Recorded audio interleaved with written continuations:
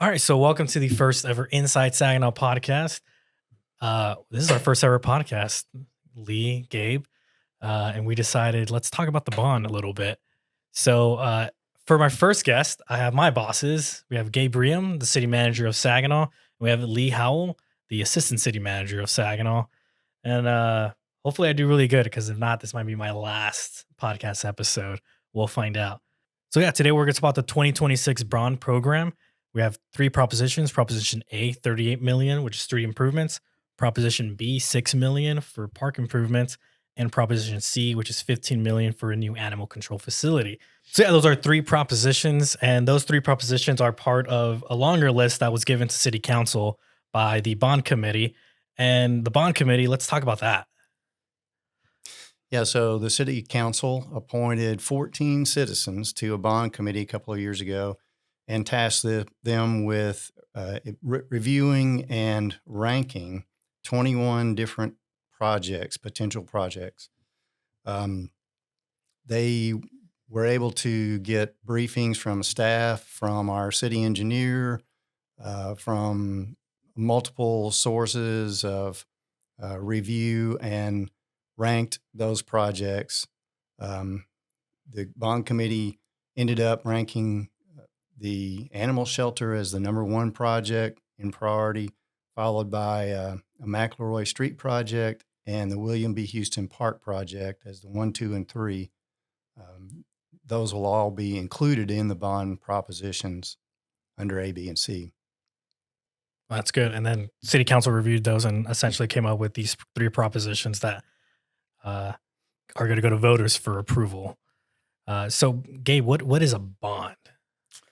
So a bond is the way cities finance capital projects. It's a loan. It's repaid with a portion of the tax rate now and in the future. So if voters approve one or all propositions, then a portion of our tax rate would be dedicated on the it's called INS, interest and sinking fund side, to repay these bonds over their term. We issue them in blocks when we need it to fund the projects. So if voters approve one or all of these propositions, we wouldn't issue all the money, all up front at once. We do it as projects are designed and then they go out to construction. So probably important to note that, and there's a lot of confusion, especially out on social media. So when we have projects, they're designed, if they're like a civil project, like a street or a sewer line or something, our city engineer designs that. The actual construction phase of the project is brought to the open market as a bid. So we'll have vendors, contractors weigh in on these projects should voters approve. And then we always pick the best qualified bidder, not necessarily the low bidder, but the best qualified based on past experience. So that's worked well for us in the past. We've got a number of projects from our last bond that are already completed and delivered, like the new library and senior center. Finish up Knowles from Bailey Boswell to Longhorn, and our park improvements. So we're continuing to finish up the park money we had from the 2021 bond. Yeah, you did bring up social media. I'm going to ask a question from social media. Someone asked, how come it's three different propositions? How come it can't be one proposition? That's a good question. So it's required by law for us municipal projects to break it up roughly by project type. So that's why you see the categories. It's streets, parks, and a municipal facility, animal shelter. So used to be, I think people are familiar with like some of the school district bonds that were kind of like one all-in-one type package. I don't believe that school districts have the same rules anymore. They have to break it up by project type. So it allows voters to pick and choose what's most important to them. So let's talk about a little bit about Proposition A, $38 million for street improvements. What streets are we talking about here? So the two priority streets, and this will be in the proposition language that voters review, will be East McElroy and Industrial. The reason these streets were selected is based on pavement condition score. They're the lowest rated streets in the city. Anybody that drives on these streets now, they're bumpy, they've got issues, and they're at the point where spending maintenance dollars, patching and section repairs wouldn't be practical. They need to be reconstructed. Yeah. So streets are expensive to reconstruct. The project would include not just the pavement, but also curbs and gutters and storm sewers. So all of our street projects in Saginaw, generally speaking, are more expensive because it's so flat. There has to be a storm sewer component to carry water away from the roadway. So both of the priority streets, East McElroy and Industrial, the limits would be between Saginaw Boulevard and Blue Mound, should voters approve, and then we would construct them in phases, issue the bonds as appropriate for the construction phases. If we have money left over from those two priority streets, then we would be able to use that for sidewalk improvements and neighborhood streets in the city. And that would be prioritized based on the pavement condition. So I think after these two streets, we would look at Park Center or parts of Park Center, but the vast majority of the money are related to East McElroy and Industrial. So another topic that came up on Proposition A over social media is the industrial users in the city. A lot of the 18-wheelers drive on those two roads, Industrial and East McElroy. So a question that came up was how come they can't pay a tow or pay more? What would you say to residents with that question? Yeah, I think it's a good observation. So every industrial user along the main corridors, Industrial and East McElroy, they're also property taxpayers. So if voters approve, then they would pay through the tax rate a portion of the improvements. As to whether they should pay an additional fee because of use, I understand the logic because there's a lot of truck traffic, but it's tricky because we can't quite do that. City council is actually talking about a street maintenance fee, which if we move forward in the future, that may allow a means for certain users to be charged a fee based on the impact to streets. So also probably important to keep in mind that things like the library, our industrial users, the mills, and they provide a lot of taxable value. They also provide jobs, and through their tax rate, their property tax rate, they've paid towards public improvements that they don't directly benefit from, like playgrounds, the new library and senior center. So, but I certainly understand where people are coming from. There's a lot of truck traffic. Probably one thing didn't mention is that on East McElroy, our city engineer, they're looking at the lane width. So when that street was designed 70 some years ago, probably certainly wasn't designed with the amount of traffic, both residential and commercial, in mind. But it's also kind of tight. So if you drive, like say from Levon to Blue Mound on East McElroy, the lanes are fairly narrow. So we're going to look at maybe widening the lanes just a hair if we can, if the drainage works and other design elements work out. So Yeah, that kind of answered my next question is the road that we're building, if voters approve, can it handle the 18-wheeler traffic? And you kind of alluded to that with the lane widening because residents don't want to invest. Yeah. And then we have to redo it in a couple years. That's right. And also the drainage will be improved. So there's currently no storm sewer system throughout the length of both those two roadways, which is really important. It's important for pavement life. So what destroys pavement is not necessarily, truck or driver traffic. It's soil movement and water. All right. So Proposition B, parks. Everybody loves parks. Everybody and their kids go out to parks every single day. We see that with Opal Joe Jennings and Brian Schwinger Park that are open now because of the 2021 bond. So Proposition B is $6 million for park improvements. On the bond program flyer, it says here renovating playgrounds to meet accessibility requirements. What does that specifically mean? So all of our recent park improvements, playground improvements, if you've visited them, they have the rubberized surface. That is kind of the standard now. And then all of our playground replacements include shade covering. So what's been finished since the 2021 bond are playgrounds in Highland Station Park. We just finished up Opal Joe Jennings Park. Brian Schwingler is pretty much finished, although we haven't had the ribbon cutting yet. What's remaining as far as playgrounds go would be in William Houston. There's a couple of smaller playgrounds in Willow Creek Park, and then Sagewood Park, which is off of Basswood, kind of a small neighborhood park. So if voters approve, it'd be the same kind of template: new playground equipment, accessible surfacing, shade structures. If there's existing restrooms, and there are at William Houston and trying to think where else, William Houston. I guess there's one restroom facility on the north side of Willow Creek Park that we would replace. All right, so Proposition C, that is 15 million for an animal control facility, and the flyer says approximately 10,000 square feet, which is twice the size of the current facility. Lee, you want to expand on that? Sure, that Proposition C would fund that $15 million for a new animal control facility. The current facility is about 4,500 square feet. This would provide, like you said, about 10,000, just under 10,000 square feet. So it would be about twice as big and hold a few more animals, but the flexibility in the new facility would be much different. So if voters approve this, would it be in the same location or will we be moving it? It would move. Right now, the current facility is on Brenda Lane, which is off of Jarvis. It's actually not a true city street. It's more like a driveway with a name. So it's a little bit difficult to find. So we're looking at buying about 5 acres from a local landowner and move the new facility to that location.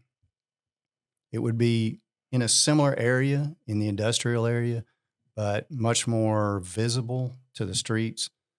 We're looking to be able to design that facility and build it to satisfy the needs of Saginaw for at least about 30 to 40 years from its completion. So we would need to have sealed walls and concrete and floors, probably an epoxy flooring that would last for many, many years without much maintenance. The kennels, walls, and kennel cages would be made of stainless steel, which would last for a long time as well and have the ability to clean it better and keep it disinfected. Also, hopefully in the design of this new facility would be a much more serviceable cleaning system itself, where you could flush the kennels and cages better into a drainage system that would reduce the amount of manpower that it takes to maintain a clean, disinfected facility. Another thing it would provide is what we call a get-to-know room. So the facility would have places for people to come in and be in a good,